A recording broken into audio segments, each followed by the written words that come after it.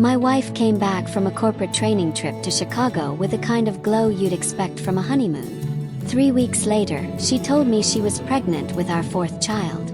I should have been over the moon, but something didn't sit right. Then I stumbled across a hotel receipt tucked in her suitcase.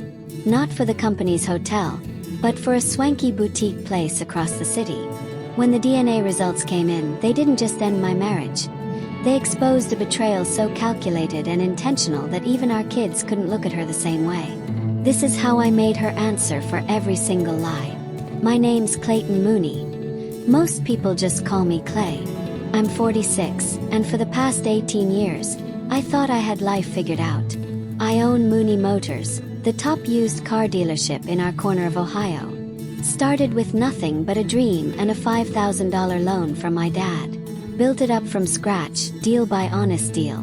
My wife Viv, was my rock through it all. We met when I was 25, just breaking into the car business. She was a marketing coordinator for a small downtown firm. Auburn hair, green eyes that could light up any room. We got married 3 years later.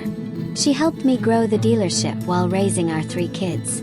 Asher's 17 now, a high school senior and the quarterback, with a full ride to Ohio State waiting. Chloe's 13, sharp as a tack and just as stubborn as her mom. Benjamin, our youngest at 9, is either buried in a book or tinkering with some new project. Business was booming. We just opened a second lot across town, and I was eyeing expansion into the next county. 22 years of marriage, 3 amazing kids, a thriving business. I thought we were living the dream. Viv's career had taken off too. She was now senior marketing director at Henderson & Associates, pulling in good money and working with major corporate clients. We were a team. She handled marketing for both lots. I took care of sales and operations. Perfect partnership in work and in life. The house was paid off. A 4-bedroom colonial on Maple Street, 2-car garage, big backyard for the kids. Every summer we'd take family trips, usually to the Gulf Coast. We had savings, retirement accounts, and college funds set up. But success has a way of making you complacent. When you're working 60-hour weeks and coming home exhausted, you start assuming things are fine just because they look fine. You think your wife's happy because she's not complaining. You assume the marriage is strong because you're not fighting. You believe loyalty's a given because you've been together so long. That was my first mistake. Assuming everything was fine just because it looked fine. The second was not noticing how much the woman I fell for 25 years ago had changed. Truth is, we both had. But I was too busy chasing our future to realize we'd stopped working on our marriage. Maybe if I'd taken her out more instead of staying late at work. Maybe if I'd listened to her more instead of focusing on the kids and business. Maybe if I'd noticed how restless she'd become. But you can't rewrite the past. Only face what's right in front of you. And what was coming was going to test every bit of strength I thought I had. The first red flag was when Viv came back from that Chicago training. She'd been gone 5 days. When she walked through the door, she looked like a different woman. She was glowing, literally. Her skin had this light to it. Her hair was styled sleeker than usual. And she carried herself with a confidence that felt foreign in our living room. "Hey honey, how was the trip?" I asked, setting down Benjamin's math homework. "It was amazing, Clay," she said, barely glancing at me, eyes glued to her phone and smiling at something on the screen. Really opened my eyes to new possibilities. That phrase stuck with me, new possibilities. What did that even mean? She rolled her suitcase straight to the laundry room and shut the door without unpacking. That was odd. Viv was always the type to unpack within 30 minutes, get a load of laundry going, and put the suitcase away before dinner. But that night she just said she was too tired to talk. "Too tired," said. "Viv, you used to give me play-by-plays of grocery store trips. Now you're back from Chicago and don't want to talk." She just shrugged. "Maybe tomorrow, Clay. I need to process everything I learned." That sounded more like corporate jargon than my wife. The kids noticed too. Chloe asked about the trip at dinner, and Viv's answers were vague, rehearsed. Nothing personal. The bigger change was how she acted toward me. Not exactly cold, but distant. Like she was looking at me differently, and wasn't impressed. When I hugged her, she went through the motions, but her body felt stiff. Her phone became her shadow, always face down, always close. She'd glance at it mid-conversation, smile, then quickly hide the screen. "Who keeps texting you?" asked one evening. "Just work stuff," she said, cheeks flushing. "You know how corporate clients are. They want answers right away." I knew her work. This wasn't that. Viv was always professional, but she'd never been glued to her phone like a teenager with a crush. 2 weeks after Chicago, the gap between us had become a canyon. She was in the house, but her mind was somewhere else. She no longer greeted me with a kiss when I got home. She started working later, claiming a big new client needed her attention. "Which client?" asked, genuinely curious. "You wouldn't know them. Complicated corporate stuff," she said. My wife, who used to break down every project in detail, now talked to me like I couldn't possibly understand. The kids were noticing too. Benjamin asked why Mom didn't help with homework anymore. Chloe said Viv seemed distracted when they shopped for school clothes. Even Asher said, "She's like happier and sadder at the same time." And that made perfect sense, which scared me. The breaking point came one Saturday morning. I was in the garage working on a '67 Mustang I was restoring. Viv walked in wearing workout clothes I'd never seen, carrying a gym bag. "Where you headed?" asked. "Yoga," she said. Hot yoga. From a woman who'd complained about sweating for 20 years. "Since when do you do yoga?" "Since I decided to take better care of myself," she snapped. "Is that a problem?" The clothes were designer, expensive. Hair perfect, makeup done. "For hot yoga," she added. "Might grab coffee afterward with some of the women from class." "What women? You don't know them." After she left, I did something I'd never done in 22 years. I went through her things. Her laptop was password protected now. Her purse, once an open book, was off limits. Even her dresser drawers looked reorganized, like she was hiding something. Then I saw the credit card bill, restaurants I'd never heard of, and a hotel charge from 2 weeks ago. Not Chicago, here in town. Why would my wife need a hotel room in our own city? 3 weeks after the yoga incident, Viv dropped a bombshell that should have been the happiest moment of our lives. "Clay, I need to tell you something," she said after the kids went to bed. We were on opposite ends of the couch. I muted the TV. "What's up?" "I'm pregnant." For a second, my brain just stalled. We'd talked about another baby years ago, but she'd insisted 3 was enough. She even talked about getting her tubes tied after Benjamin. "Pregnant?" I repeated. "Are you sure?" She nodded, but there was no smile. No happy tears. None of the reactions I'd expect from a woman who had just found out she was carrying our 4th child. Instead, her face was tight with fear. "How far along?" asked. "About 6 weeks."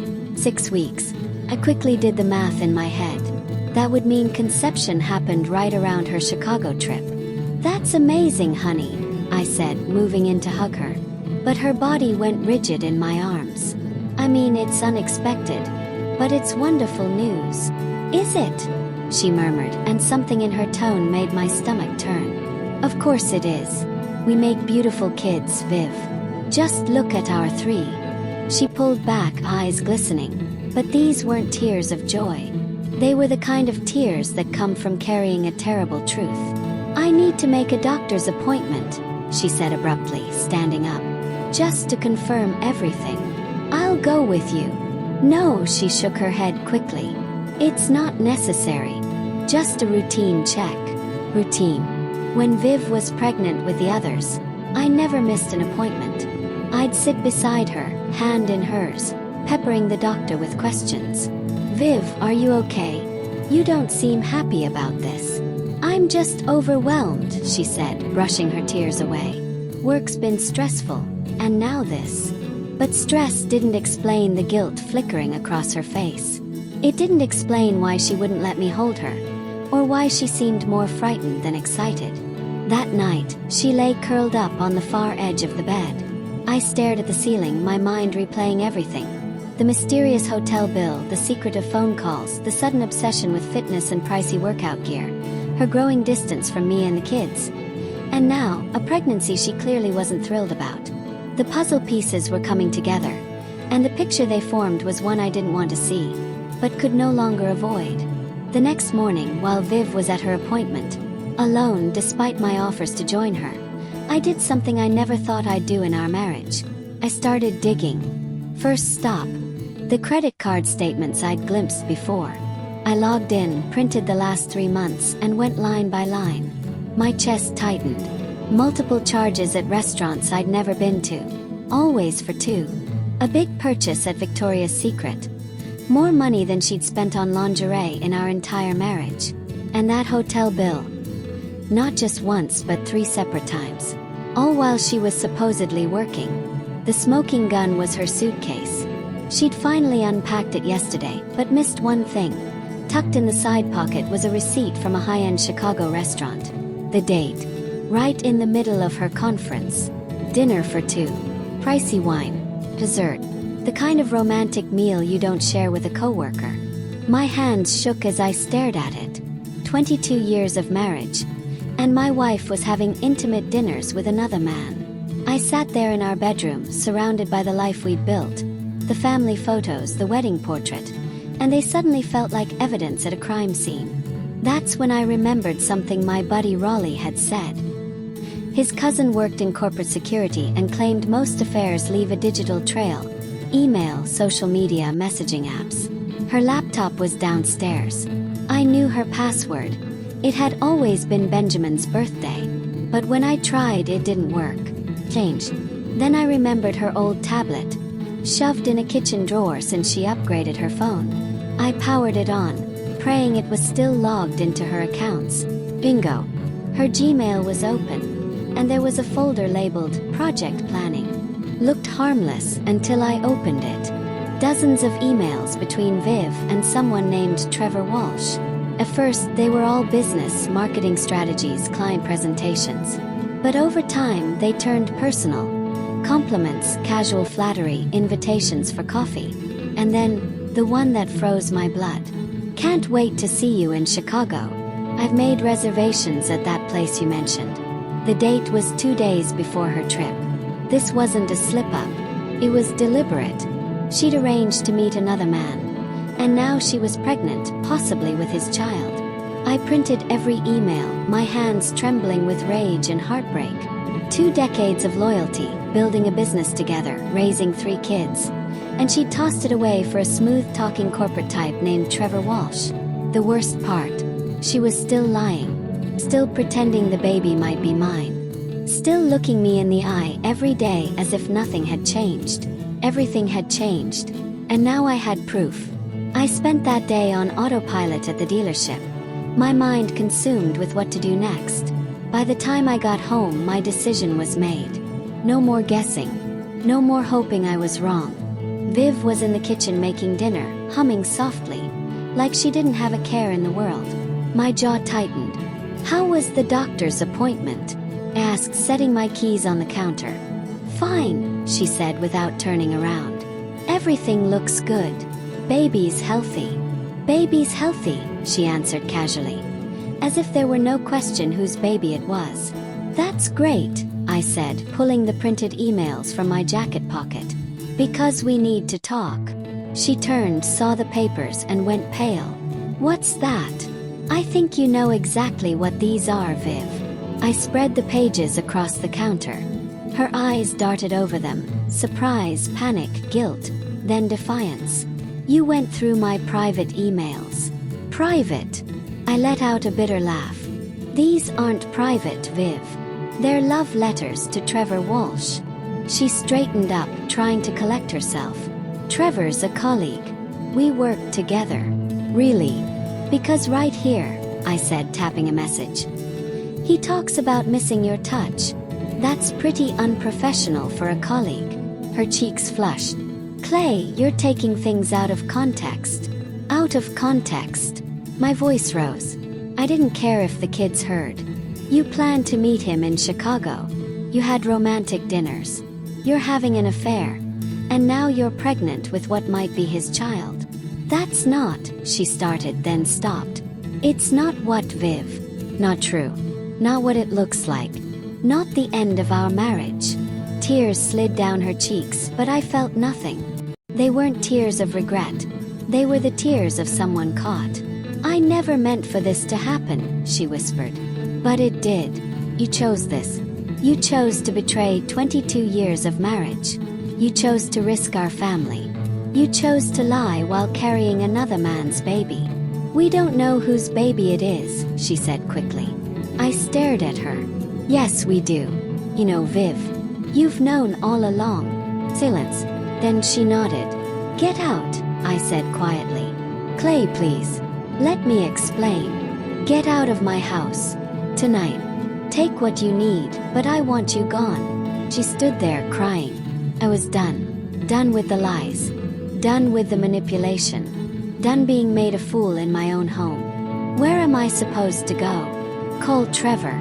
I'm sure he'll take care of you and his baby. Even I was surprised by the venom in my voice, but I didn't care. She destroyed everything we built. Now she could live with it. The next 3 days were brutal. Not because I missed her, but because I had to tell our kids she wasn't coming back. Asher took it the hardest. I found him in the garage late at night, pounding the heavy bag, tears streaking his face. I heard you and Mom fighting, he said, still hitting the bag. She really cheated on you. Yes, son. With some guy from work. Yes. And the baby's not yours. I put a hand on his shoulder, stopping him. Probably not. He turned to me, eyes filled with something number 17-year-old should have. The knowledge that one of his parents had destroyed their family for selfish reasons. What now, Pops? Now we figure out how to move forward. You three are my priority. Everything else is just noise. Chloe was different. She withdrew, skipped meals, stayed in her room sketching. When I finally asked what she was thinking, her answer crushed me. If Mom could lie to you for months, how do I know when grown-ups are telling the truth? 13 years old, already learning the harshest lesson about trust. Benjamin was too young to understand, but kept asking when Mommy was coming home. Each time, I told him she'd be somewhere else for a while. Each time, I saw a little more of his innocence fade. Viv moved in with her sister Karen across town. She called constantly, begging to talk, insisting she could explain. I finally answered just to make it stop. Clay, please, she said, voice thick with tears I no longer believed. Can we meet? Can we work this out? There's nothing to work out, Viv. You had an affair. You're pregnant with another man's baby. Our marriage is over. The kids need their mother. The kids needed their mother not to blow up their family. You made your choice. I hung up and called the lawyer Raleigh recommended. It was time to make it official. The worst part wasn't the anger. It wasn't even the betrayal. It was having to tell my parents, my brother, and our friends that after 22 years of marriage, my wife had been living a lie. Most people stood by me when the truth about Viv's double life came out, but I could still catch the unspoken questions in their eyes. Was I a bad husband? Had I somehow pushed her toward this? Should I have seen the warning signs? The fact is, I had missed signals, but that didn't make this my fault. Viv made deliberate decisions to betray our family. She could have come to me if there were problems in our marriage. Instead, she chose to lie. And now, those choices were going to cost her and our kids dearly. 2 weeks after confronting her, I sat in my attorney's office with a thick stack of evidence outlining her affair and lies. This is pretty damning, Clay, said Jim Patterson, a divorce lawyer with 3 decades of experience. The emails, the credit card charges, the hotel invoices. She'll have a hard time talking her way out of this. What about the pregnancy? Yes. We'll push for a paternity test as soon as it's safe, Jim said. If the baby's not yours, it strengthens your position considerably. He leaned back, studying me. I have to ask, any chance of working things out? Courts like to keep families together if possible. None, I said without hesitation. She cheated, lied about the baby, and only showed remorse after she was caught. My kids deserve better than a mother who would deceive their father for months. Understood, Jim said. Then let's go over the assets. That's when things got messy. The dealership was valued at nearly $2 million, and Viv had played a big role in marketing and expansion. Our home was worth about $800,000. We had retirement accounts, college savings, and other investments. She's going to argue she's entitled to half, Jim warned. Ohio's an equitable distribution state. Fair doesn't always mean equal. What about her affair? Doesn't that matter? It can, especially if she used marital funds. Those hotels and restaurant charges you found. If she paid for her affair with joint accounts, that works in our favor. I thought about Trevor Walsh, the man who helped wreck my marriage.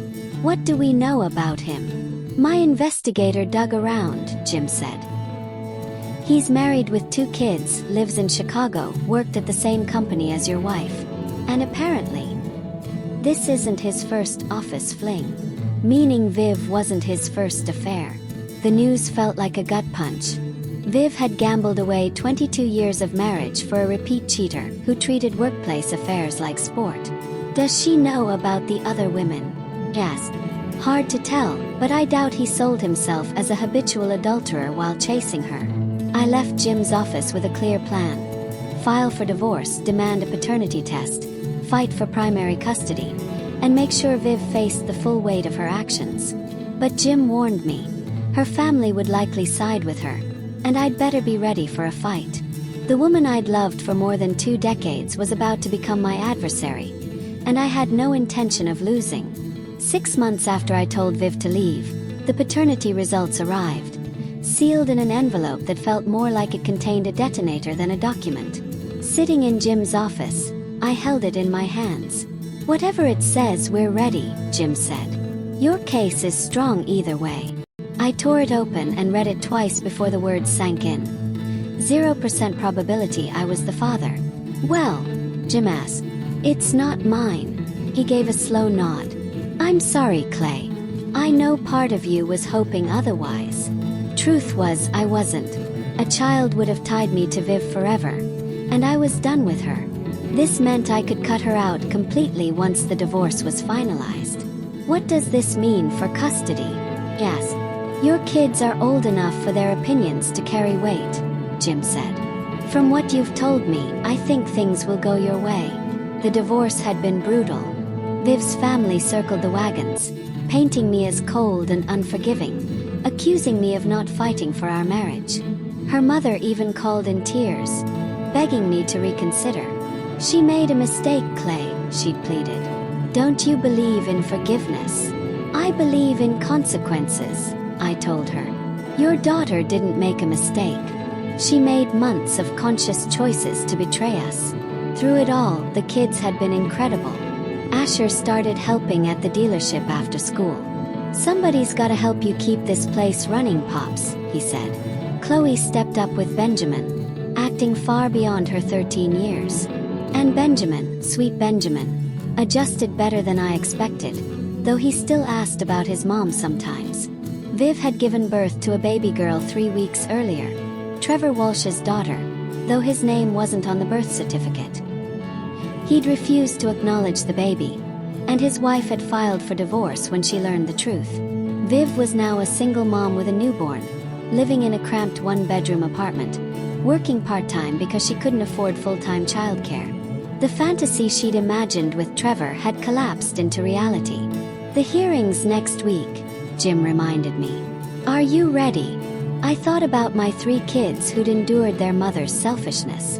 I thought about the business I'd built, the home I'd paid off, the life I'd created through years of honest work. I'm ready.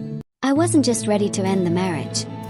I was ready to show exactly what happens when you betray a man who gave you everything. 2 years after the divorce was final, I was in my office when Asher walked in with the monthly sales reports. We're up 18% from last year, he said, dropping the papers on my desk. The new locations outperforming projections. 19 now and a sophomore at Ohio State. Asher still worked with me during breaks. He'd grown into a man during this ordeal, and I'd never been prouder. "Your mom called again," he added casually. "What did she want?" "To see Benjamin. I told her to go through you." Viv had been trying to mend things with the kids for over a year. Chloe, now 15 and more forgiving, saw her occasionally. Benjamin, at 11, was curious about his half-sister but preferred to stay home. Asher wanted nothing to do with her. "She's not the same," he told me once. "Even when she talks to us, it's like she's pretending to be someone she's not. Like she knows she messed up but has no idea how to fix it. Some things can't be fixed. Once trust is broken, it's gone. And Viv had shattered it completely. Meanwhile, life without her was thriving. The business was booming. I'd added 2 more lots and was considering franchising. The kids were healthy, happy, and wiser about loyalty and consequences. I'd even started dating again. Nothing serious, but I'd met Sarah at a Chamber of Commerce event. A widow with 2 teens, she understood the messy realities of trust and family. "You know the best part of all this?" I asked Asher as we locked up the dealership one evening. "What's that?" "I found out who I really am. Not Clay the husband or Clay the partner, just Clay. And I like that guy." Asher grinned. "That guy's tough. Takes after his old man." Walking to our cars, I thought about the man I was 2 years earlier. Trusting, maybe a bit naive, unprepared for betrayal. That man was gone. In his place stood someone stronger, sharper, and absolutely sure of his worth. Viv thought she could trade up, find better than what we had. Instead, she lost everything. Her family, financial stability, reputation, and the respect of her own children. And me. I learned I didn't need anyone else to feel whole. I had my kids, my business, and my self-respect.